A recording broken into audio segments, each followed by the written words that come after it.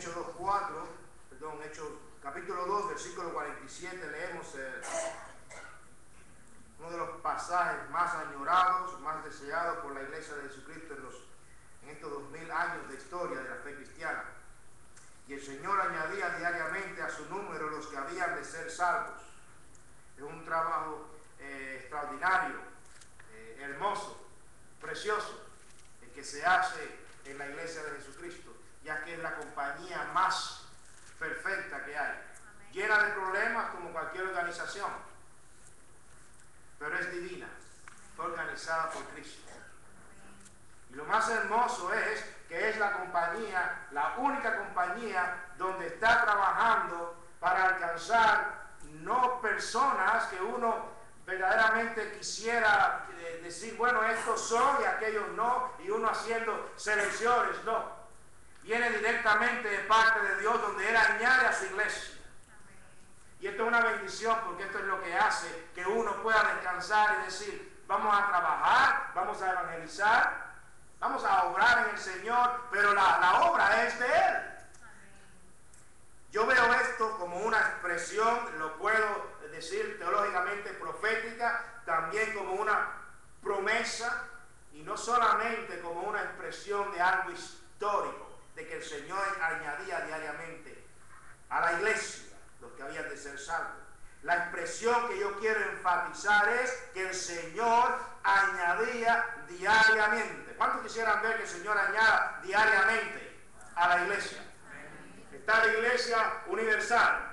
Los bautistas a veces no hablamos así, pero esto es teología y creemos eso. En todo el mundo está la iglesia de Cristo, pero también hay iglesias locales. Y nosotros somos una de esas muchas iglesias locales. Oh Señor, venimos ante tu presencia para que este pasaje tome vida una vez más, Señor, y que nosotros podamos experimentar que tú seas el que añadas a la iglesia.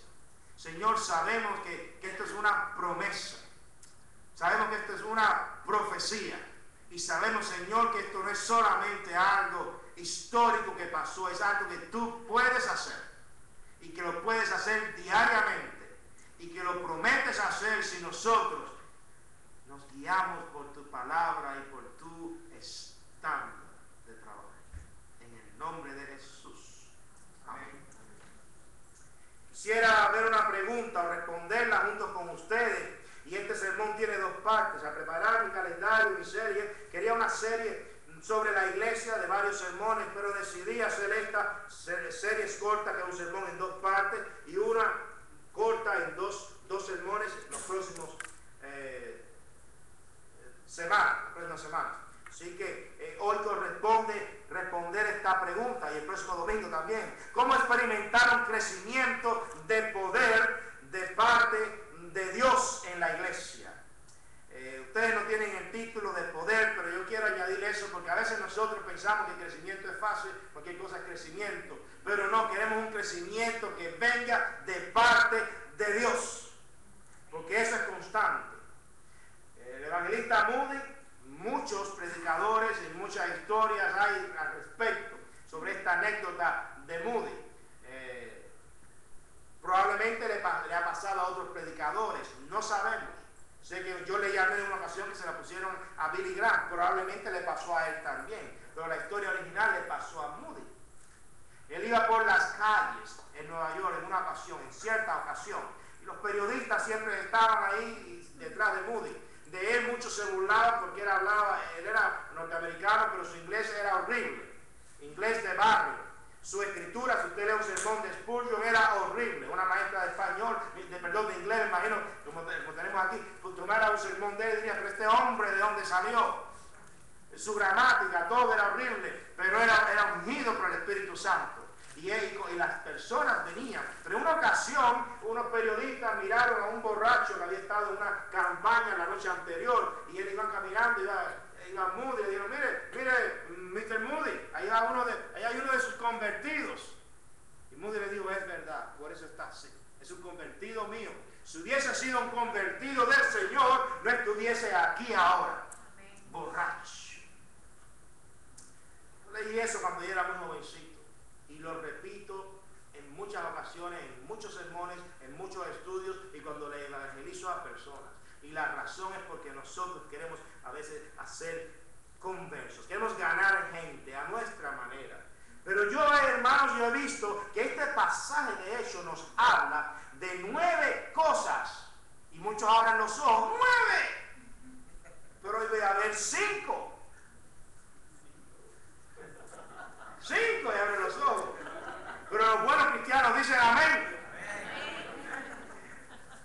Porque tradicionalmente este es un pasaje que cuando uno lo mira dice el Señor añadía gente a la iglesia, pero miren lo que pasaba, había estudios bíblicos, se estudiaba la Biblia, había comunidad, compañerismo, se adoraba y se oraba. Pero yo he descubierto que esa lista, como la ponemos, está corta. Y no hay que descubrir el Mediterráneo, está en la Biblia. Yo quiero exponerle que este párrafo habla de 9 cosas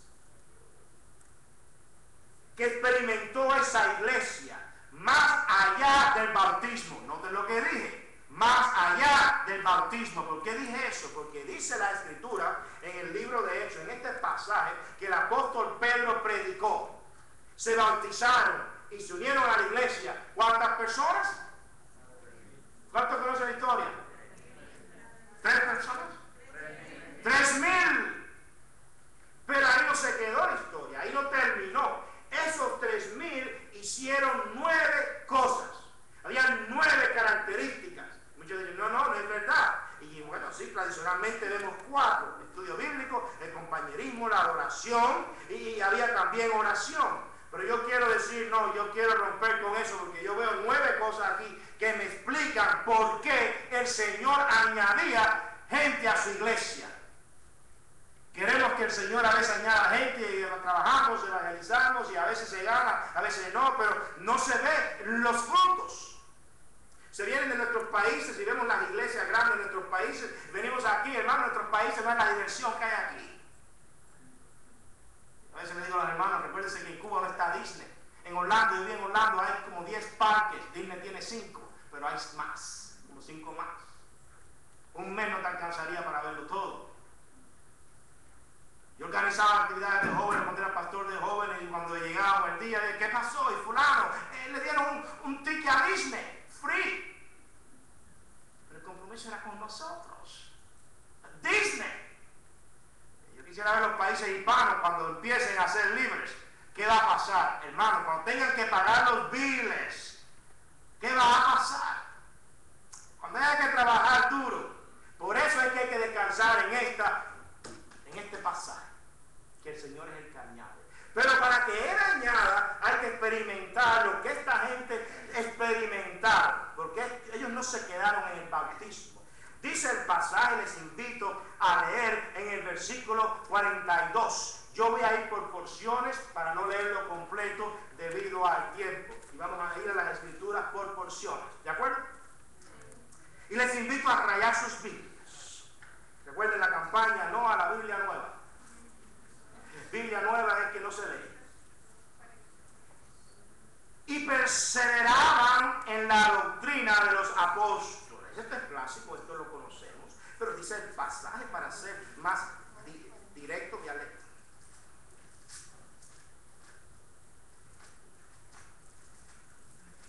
Es el pasaje. Así que versículo 41, así que los que recibieron su palabra fueron bautizados, y ya dije que no se quedó ahí todo en el bautismo. Muchos se quedan y se estancan cuando son bautizados y comienzan a calentar barcas, y muchos se enfrían por culpa de los cristianos. Estadísticamente los cristianos nuevos se enfrían por culpa de los viejos, que se les acercan a los oídos y le dicen lo que no tienen que decirles, les hablan, no les ponen el ejemplo, etcétera, etcétera. Cristianos, mamás y papás viejos en el evangelio no hablan en sus casas ni viven la vida que tienen que vivir, y luego sus hijas y sus hijos no vienen a Cristo y no saben por qué. Mire su testimonio, mire su vida. Muévase más allá del bautismo, más allá del día que usted confesó con sus pecados, fue salvo y fue entonces bautizado o bautizada como simbolismo de que usted nació de nuevo. ¿Cómo va a ser eso? Comience así. Número 1, y se añadieron aquel día como 3,000 personas. Y, número 1, perseveraban en la doctrina de los apóstoles, en la comunión los unos con otros, en el partimiento del pan y en las oraciones. Esto es clásico. Perseveraban en 4 cosas. Pero yo les voy a decir a ustedes que yo voy a tratar esa interpretación bíblica porque está corta. Falta del versículo 43 al 47 al principio, que son parte de las cosas que ellos hacían, que explica qué hacía que el Señor dijo, esta iglesia, esto sea una iglesia, le voy a dar más personas, voy a añadir más gente, voy a enviarle más personas. Las iglesias cuando no reciben más y más personas es porque algo pasa, que ni el mismo Señor quiere a sus salvos ahí. No amplío más esta doctrina ni esta manera de exponerlo por el tiempo, pero lo haré en algún estudio bíblico. Aún el mismo Señor cuida a sus nacidos de nuevo, de ver de qué iglesia los pone. Y es en eso. Y algunas iglesias se engañan creyendo que porque están inmensas, son mega churches, piensan que están bien, pero sabemos ya que está comprobado que una vez en la historia, que un solo hombre pensaba que la tierra era redonda, ¿se acuerdan? ¿Sí o no? ¿Quién era? Galileo Galilei. Y otro solo que giraba alrededor del sol. ¿Quién era? Copérnico, ¿no? También, solo contra todo el mundo. Sé que estar solo no significa que uno esté equivocado. Vamos a la palabra, hermanos. Dice las Escrituras que ellos perseveraban en la doctrina de los apóstoles. Para hablar de esto hay que enfatizar la palabra perseveraban, porque el Evangelio es sobre perseverancia. Yo les llamaba esto el factor perseverancia. Este es un factor que aparece en las 4 características, porque es la introducción. Y perseveraban en qué? En la doctrina, ahí lo dice. Número 2, en la enseñanza, en la doctrina, que es la enseñanza de los apóstoles. En la comunión, número 2, en la adoración, partiendo el pan, y también en la oración. Pero se extiende. Vamos a lo primero, cuando habla de perseverar, porque la palabra de Dios nos habla de que la iglesia de Jesucristo, los verdaderos hijos de Dios, son personas que perseveran. Y esto nos dice muchas cosas de la psicología del cristiano. Aunque somos emocionales, nos dejamos guiar por el Espíritu Santo, y el Espíritu Santo persevera. En el Antiguo Testamento Él venía y se iba para que las personas hicieran una misión. ¿Saben lo que estoy hablando? Por ejemplo, vino sobre Sansón. Sansón despreció el pacto, se cortó el pelo, la fuerza no estaba en el pelo, estaba en el pacto con Dios, en el mismo Dios, y el pelo era el simbolismo de eso. Él rompió el pacto, el Espíritu se quitó, pero cuando él oró entre las 2 columnas, volvió el Espíritu Santo, y lo vemos así en todos los personajes. Pero en el Antiguo Testamento el Espíritu Santo es diferente. En el Nuevo Testamento viene y se queda. Viene para el creyente, llegó en el Pentecostés y ya no va a haber más. No busquen, pero va a ser en vano. Un solo Pentecostés y para siempre. Vino el Espíritu y se quedó. Y hasta entonces va a permanecer hasta el Apocalipsis, que dice, y el Espíritu y la iglesia dicen, amén, ven Señor Jesús. Porque el Espíritu está aquí. Y en el creyente ha sido sellado. ¿Por qué digo esto? Porque el Espíritu Santo es alguien, es un ser que persevera. Si una persona tiene el Espíritu Santo, ¿cómo es posible que hoy es salvo y mañana no? ¿Cómo es posible que hoy esté muy contento y alabando y ministrando, se aparta y por 4 o 5 años no hace nada, vive una vida pagana, regresa y se va otra vez? ¿Cómo es posible? Hermano, el Espíritu Santo no es así. No lo es. ¿Cómo es posible que muchas personas no pueden perseverar y tener paz? Porque no están perseverando en el Señor. Dice Isaías 26:3, para que puedan ver la magnitud de esto que estoy diciendo. Tú guardarás en completa paz aquel cuyo pensamiento en ti, ¿qué? ¿En ti? Dígalo, ahora más, persevera. Yo no sé ustedes, pero a mí me pone excited, me embulla cada vez que leo este texto, esta promesa. Voy a pensar en él. Voy a perseverar en él. Y los miedos se van a ir, las dudas se van a ir, las tentaciones se van a ir, van a volver las cosas, pero el Señor va a dar la victoria. También ellos perseveraban en el día de reposo, dice Isaías 56:2. Cuando no perseveraron, Dios los castigó, los mandó al exilio. Había que perseverar. Con razón el pueblo de Dios, cuando no persevera en un día específico para adorar a Dios, el que sea, Sabemos que Cristo es nuestro reposo. Para nosotros no hay ni lunes, ni domingo, ni sábado, no hay día. Todos los días son del Señor. Pero si al menos tenemos el domingo, perseveremos. Seamos fieles.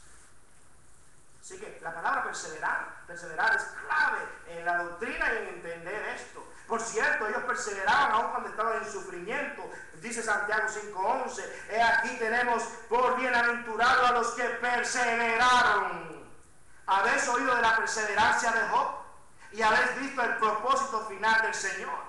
Que el Señor es muy compasivo y misericordioso. Muchos quieren ver la experiencia de tener y de sentir la gracia de nuestro Dios compasivo y misericordioso. Pero no perseveramos en esperar. Estar quietos y conocer que yo soy Dios. Así que persevera, sé paciente. Santiago 1:12 nos recuerda: bienaventurado el hombre que persevera bajo la prueba. Hermano, esto es un breve resumen, una reseña de lo que es perseverar. Y dicho esto, meditemos en la palabra. Dice el texto, y perseverar. Ya tienen ese factor. ¿En qué? 9 cosas. No solo 4. Habían 9 cosas aquí presentes. Vamos a ver estas. La primera, la doctrina de los apóstoles, la enseñanza. En Mateo 28:20 está bien claro la gran comisión. ¿Está bien clara? ¿Sí o no? Y por todo y predicar. Uy, ¿quién se la sabe? ¿Quién quiere un viaje a Hawái? Teresa, ¿quiere un viaje a Hawái? Dinos ahí dinos ahí la gran comisión. Y por todo, a todos, bautizándolos. Pero también nos enseña algo, enseñándoles que guarden todas las cosas que os he mandado. La palabra de Dios nos habla que el Señor quiere que en su gran comisión enseñemos. La crisis de la iglesia contemporánea es que no aprende.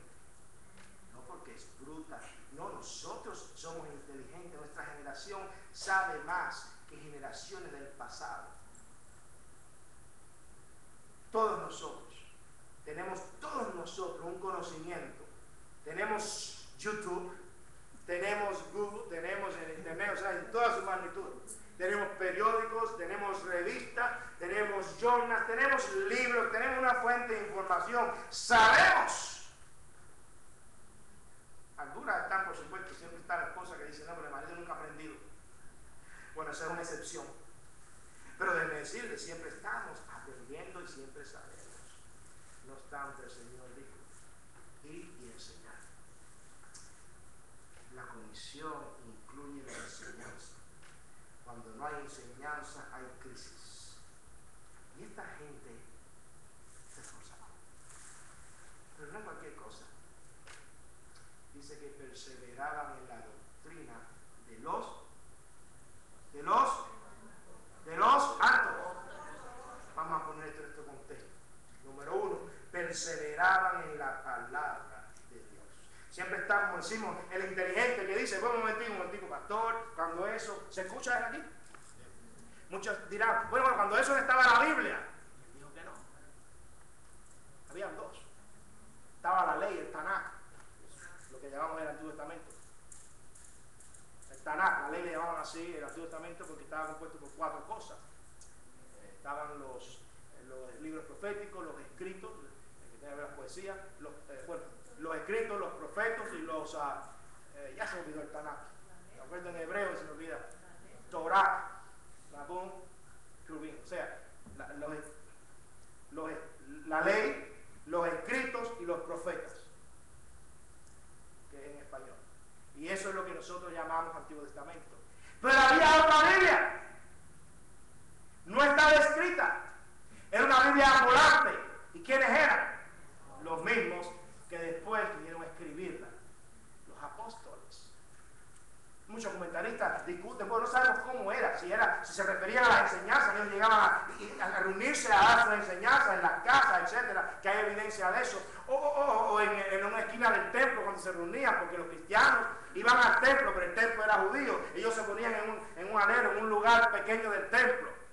Y hubo mucha más supervisión después, cuando vieron que 3.000 gente vinieron a esa nueva fe. La revolución que hubo en toda Jerusalén fue tal que trajeron más soldados. La historia es más complicada de lo que nos imaginamos.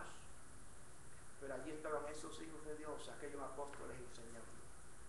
Y aquella iglesia perseveraba en aprender. Y aprender no es lo que decían en la televisión. Ellos tenían televisión, yo no lo creo. Luis, ¿qué tú crees? ¿Tenían televisión? No tenían, claro que no. Pero había muchos maestros en esa época. Y se levantaron muchos cristos. Y muchas religiones. Y muchos evangelios falsos. Hay 100 y pico de evangelios falsos. Los hay de aquellas épocas. Nosotros solamente tenemos a 4 como los oficiales, porque la iglesia original así lo decidió. Mateo, Marcos, Lucas y Juan. 4. Y es bastante. Pero ellos perseveraron. ¿Usted quiere experimentar que el Señor añada a esta iglesia? Seamos cristianos que perseveren en el aprender la palabra. He tenido miembros de esta congregación a menudo que me dicen preocupados: ¿qué pasa los miércoles, pastor? Y el preocupado número 1 soy yo. ¿Qué pasa? ¿No les interesa aprender? ¿Es que están aburridos? ¿Qué pasa? ¿O es que es muy difícil? ¿Qué pasa? ¿Por qué no aprendemos de la palabra? Es que sabemos mucho. Hermanos, si usted quiere ser bendecido por Dios, venga a aprender. Ahorita no lo menciono el martes porque se va a tocar después. No se va a escapar. Pero ahora toma la enseñanza. ¿Qué pasa que no se aprende? Usted cambia, sustituye la enseñanza de la escuela dominical por cualquier cosa. O venir a un culto de adoración y escuchar la predicación. ¿Sabe que usted cuando hace eso está poniendo a un lado el mensaje apostólico? Ya el pastor es apóstol. Él está como Maldonado, él cree esas cosas, ¿no? Pero yo predico la palabra de los apóstoles. Está aquí escrita. Así que por lo tanto usted se pierde la doctrina de los apóstoles. Porque lo que estamos predicando viene de aquí. Queremos bendición, queremos que el Señor añada. Él quiere iglesias que prediquen, que enseñen. Primera cosa. Pero no se queda ahí ese pasaje que también estaban en la comunión. Que hay muchos argumentos, muchas personas dicen que esto se refiere a la comunión de los creyentes en la cena y lo unen con la expresión siguiente, con el partimiento del pan. Pero aquí hay 2 cosas que van separadas, esto no va junto. Está bien claro, la comunión. ¿Saben lo que es comunión? Koinonia, wow. Griego, están afilados. Comunión es compartir. La palabra koinonia, la palabra comunión, viene de una terminología que originalmente se utilizaba para negocios. Ven acá, vamos a tener un negocio. Venga, David, vamos a tener una koinonia aquí. Yo te doy, tú me das.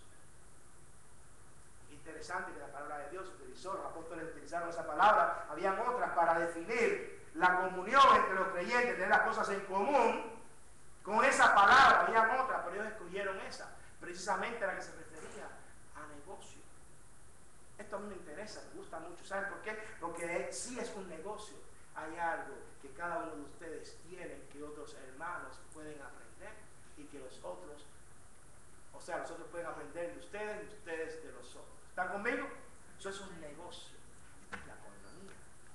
Nosotros de una manera graciosa le llamamos koinonia a la comida de fin de mes.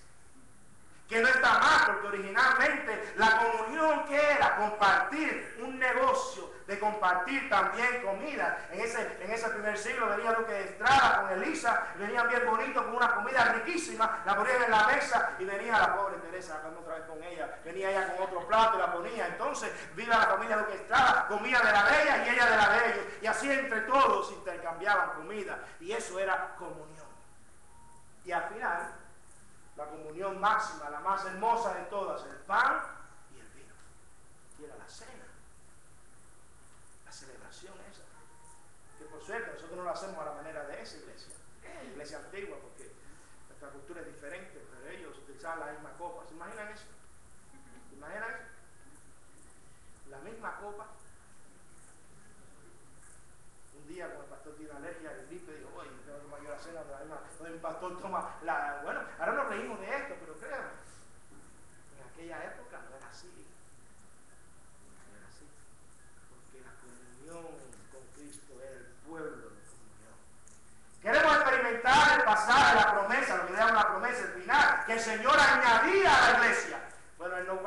nada en ningún lugar si Él no ve un pueblo que está en comunión.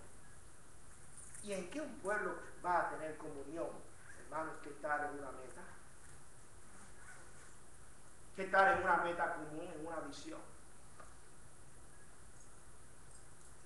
Una de las cosas que este año esta iglesia está empujando son las misiones. Esta iglesia tiene el compromiso ahora actualmente del plan cooperativo con la convención, donde manda el 10% de las ofrendas de diezmos. 10%, ¿ok? Ya este año que pasó mandamos como 7,000, tengo entendido, ¿verdad? Para misiones, seminarios, etcétera. Pero este año, además de eso, ha añadido el compromiso de un misionero. Tenemos al pastor Cordero y a un matrimonio que nos dirá. Las iglesias que más están creciendo se ha comprobado que son las que están envueltas en misión. ¿Saben por qué? Porque sus ojos ya no están en ellos, en engordar, sino en dar, porque más bienaventurada cosa es que, repita la palabra, ¿qué dice? Dar que recibir. Muchos dirían, eso está bueno para el boxeador. Mejor dar que le den a uno. Pero no estamos hablando de los boxeadores. No, hay que dar, la comunión. Pero lo tercero es la adoración, dice el versículo 42, en el partimiento del pan. Y aquí el debate aumenta para muchos comentaristas, déjenme decirles que chisme teológico. Muchos dicen, no se refiere a la cena en específico, porque menciona el pan. No solo la comunión de todas las cosas. ¿Ok? No, es la cena. Pero otros dicen, no, esto se refiere a que ellos iban de casas en casa, dándole pan a los pobres. Hay ciertas evidencias bíblicas e históricas que apuntan también a esa dirección. Yo personalmente escojo que se refiere específicamente, ya más de lleno, claro, a la cena del Señor, a la adoración. Porque el partir del pan, la cena, es un momento de adoración. Y aquí es donde viene la tercera cosa. La iglesia que el Señor bendice, poniendo personas, trayendo personas, añadiendo gente, son las iglesias que adoran. No son las iglesias de los cara de caballo. Una vez una persona que estuvimos trabajando, mi papá y yo, allá en Orlando, de cierto país latinoamericano, y nosotros estábamos hablando con su familia y estaban algunos en droga, muchos problemas, y a veces las personas quieren que les ayuden, pero quieren hacer lo que les haga gana, y no se queda, bueno, ¿para qué preguntan? ¿Qué quieren? ¿Que uno esté de acuerdo? Que nos pregunten el consejo. Estamos hablando del Señor y dice el hombre que dice, el pastor tiene una cara de caballo. Pero hablábamos con mi papá y yo me burlaba y me reía de eso. Claro, eso la era también a mí, porque era el pastor de los jóvenes. De hecho, yo era el que más directamente trabajaba con sus hijos. Y era el que los buscaba en el bar de la iglesia, en las actividades de jóvenes, y luego los domingos para la escuela dominical, traía el bar lleno de muchachos. ¿Saben por qué? Porque el pueblo de hoy, el pueblo contemporáneo, hoy actualmente, no quiere entender, no quiere practicar lo que es la adoración. Ellos celebraban la cena. Por eso que le digo a los hermanos, no dejen nunca de participar en la cena. Si usted tiene un problema con alguien, hable con esa persona. Y estas son cosas más comunes de lo que nos imaginamos. A veces yo mismo no he tenido ganas de tomar la cena, pero yo digo, yo voy a tomarla. O yo voy a hacer el intento de hablar con el hermano, con la hermana. Si no quiere, bueno, ya la persona, pero por lo menos trate de buscar restauración. Hermanos, ustedes tienen idea cuántos están participando en la cena del Señor sin intentar buscar restauración. Con razón, el Señor a veces lo añade a la iglesia, a las iglesias. Y con razón nosotros en el mundo de hoy, queremos sustituir que sea la idea de que el Señor sea el que añada con la idea de proveer un show para atraer personas. Lo que se infla con show, con un solo alfilercito, explota. Viene la prueba, la primera cosa, el factor perseverancia. La perseverancia, ¿por qué? Porque no fue el Señor el que los trajo el pastor, los trajo el hermano, los trajo la hermana. Los trajo el novio, los atrajo la novia. Adoración. Y finalmente voy a dar la cuarta cosa. La oración. Voy a terminar con la oración porque el que viene, con el que voy a comenzar la semana que viene, es liderazgo poderoso. Y el Señor le añade gente a las iglesias, el liderazgo está débil, weak, delicado. Por eso voy a darle un buen tiempo el próximo domingo. Pero la oración. Ellos perseveraron también en la oración, que precisamente es la cuarta palabra que tradicionalmente se dice que este pasaje ellos estaban perseverando. ¿En qué? En la oración. La oración. Literalmente el texto habla en plural las oraciones. ¿Sí? Y Lucas era clásico en esto. Lucas habla de la oración en su evangelio en muchas ocasiones, y cuando llega al libro de Hechos, cuando él escribe este journal, este libro de su viaje misionero, yendo con los apóstoles, cuando él escribe al final de sus días, o pone las notas juntas, inspirado por el Espíritu Santo, cuando él empieza a poner todo junto, empieza a recordarse, cuando él empieza a poner sus notas, dice, mira que había oración.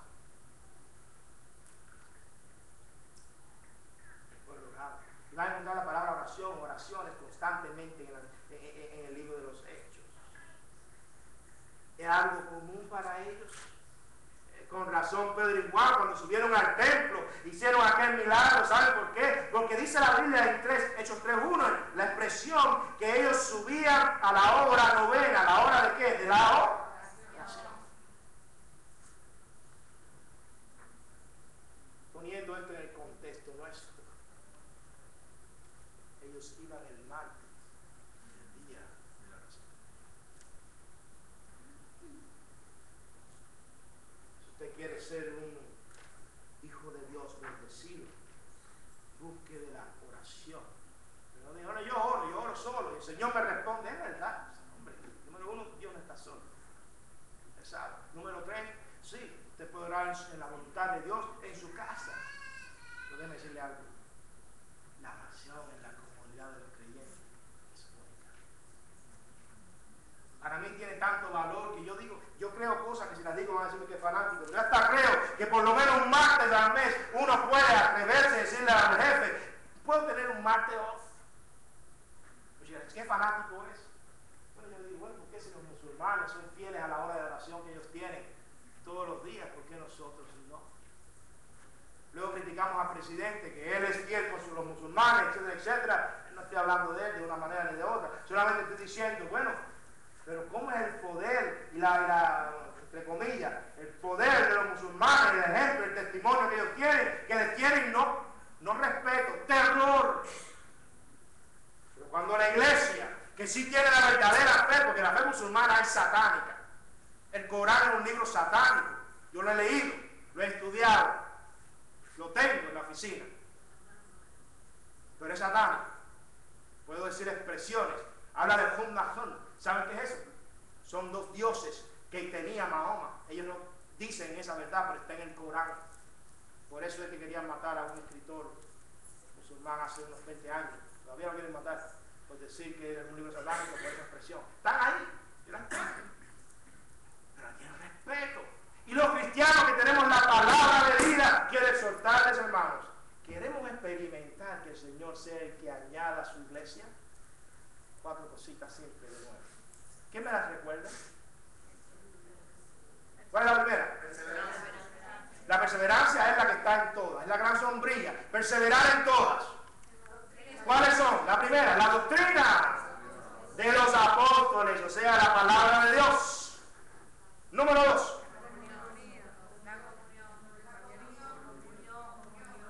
Ave María, Madre de Dios, nosotros digo uno solo, a ver, uno solo. Comunión. Número 3. Adoración. Y la cuarta. Vamos, yo les quiero retar al principio de este es el segundo. A que miremos este pasaje del versículo de esta promesa que el Señor añadía. Dirán, repito, eso no es una promesa, no habla del futuro. Bueno, es promesa, porque usted cree en la palabra de Dios. Si el Señor lo hizo una vez, lo puede volver a hacer. Y si Él añadía gente y añadió diariamente, porque vio eso, creo que si lo ve aquí entre nosotros, va a hacerlo otra vez. Quiera Dios que se lleven estos hogares. Y les invito a que escuchen la semana que viene, porque se me hace la boca buchera por decirle las cosas hermosas que continúan en el pasaje, que yo estoy convencido que si las hacemos, si las ponemos juntas en nuestra congregación, el Señor va a repletar esta iglesia con los hijos e hijas que ustedes tienen que no tienen a Cristo, con sus padres y madres y esposos y esposas que no tienen a Cristo, con sus vecinos que no tienen a Cristo, y sobre todo usted se va a sentir satisfecho al ver el Señor está añadiendo